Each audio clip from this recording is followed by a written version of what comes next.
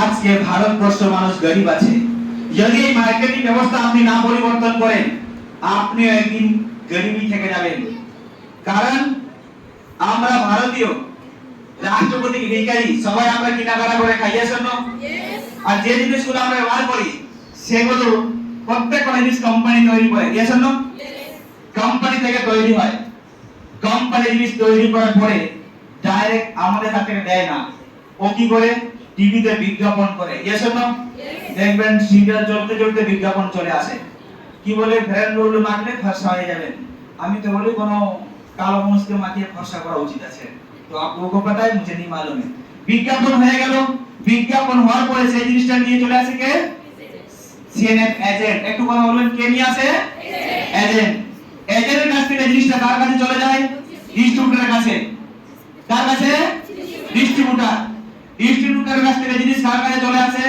হোলসেলের কাছে। এবং হোলসেলের কাছ থেকে জিনিসটা কার কাছে চলে আসে? দোকানদারের কাছে। যেটা পাড়ার দোকানদার, যে বাজারের দোকানদার, ওই দোকানদারের কাছ থেকে জিনিস কে কেনে? কাস্টমার। কাস্টমার যে কষ্ট করে মরে তার নাম কাস্টমার। এই যে কাস্টমার, ইনি চাকরি করুক, ব্যবসা করুক, ভ্যান চালাক, রাজমিস্ত্রি করুক, যে কোনো ভাবে সে রোজগার করুক না কেন, যে টাকা ইনকাম করে সেই টাকা খরচা করতে কোথায় চলে যায়? দোকানে। এবং দোকানে যে কাস্টমার পয়সা থেকে দোকানদার লাভ রাখে, এই জন্য এখান থেকে হোলসেলার লাভ রাখে, ডিস্ট্রিবিউটর লাভ রাখে, এজেন্টও লাভ রাখে, বিজ্ঞাপনের খরচা সে টাকাও দেওয়া হয়, আর কোম্পানিও লাভ রাখে। উদাহরণস্বরূপ যদি কোনো প্রোডাক্ট এখানে 50 টাকায় তৈরি হয়, সেই জিনিসটা আমরা কিনতে বাধ্য হই 100 টাকায়। কত? 100 টাকায়। আর 50 টাকা এই মিডলম্যানটা নিয়ে চলে যায়। কার টাকা ছিল সেটা?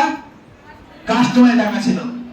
আপনার আমার সাধারণ মানুষের কষ্ট করে ইনকাম করার পয়সা, এই কাস্টমারের পয়সা, ওইটা পয়সা দিয়ে এই মিডলম্যান মানুষরা বড় লোক হচ্ছে, ধনী হচ্ছে, আমির হচ্ছে। এবং কার টাকায়? কাস্টমারের টাকায়। এবং এখানে যদি আমরা দেখি, এই কাস্টমারই রাখা হবে না, দোকানে জিনিস বিক্রি হবে, কাস্টমার নেই, দোকানে কোনো জিনিস বিক্রি হতে পারবে কি না? তাহলে এখানেই বোঝা যাচ্ছে এই সিস্টেমে কাস্টমার একটা মজবুত ভিত আছে। এজন্য কোন প্রোডাক্ট যদি কোম্পানি তৈরি করা বন্ধ করে দেয়, আমরা প্রোডাক্ট পাবো কি? কখনো পাবো না।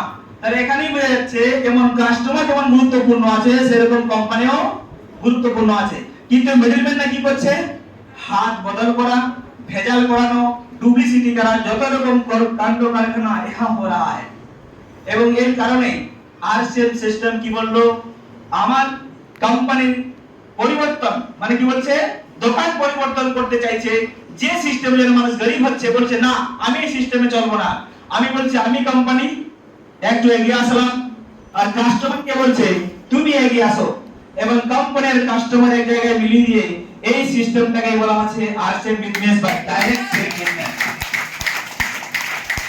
আপনারা দেখেন এতদিন হাত ঘুরে করে কেনাকাটা করে কোনোদিন কোনো ফায়দা পাইনি, এজন্য আমরা ডাইরেক্ট পাওয়ার কারণে এতগুলো মানুষ স্টেজে সেলিব্রেশন হচ্ছে, ফুলমালা পাচ্ছে।